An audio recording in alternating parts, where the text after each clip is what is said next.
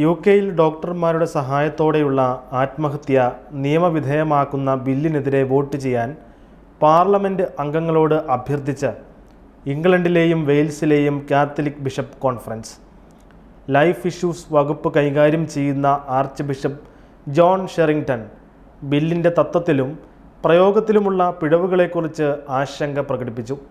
അതേസമയം royal college of psychiatrist ഉൾപ്പെടെയുള്ള നിരവധി പ്രൊഫഷണലുകൾ ബില്ലിനെ എതിർക്കുന്നതായി അദ്ദേഹം അഭിപ്രായപ്പെട്ടു.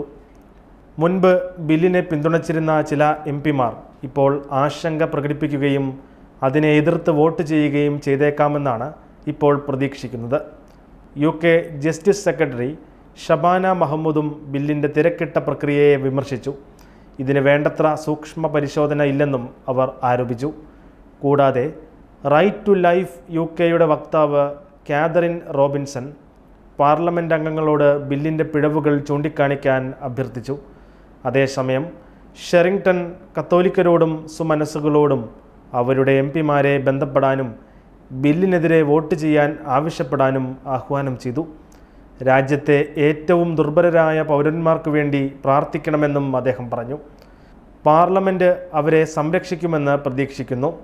അത്തരമൊരു സമൂലമായ മാറ്റത്തിന് ബില്ലിൻ്റെ നടപടിക്രമം അപര്യാപ്തമാണെന്നും അതിൻ്റെ പ്രത്യാഘാതങ്ങൾ ദൂരവ്യാപകമായിരിക്കുമെന്നും ആർച്ച് ബിഷപ്പ് ഊന്നി പറഞ്ഞു.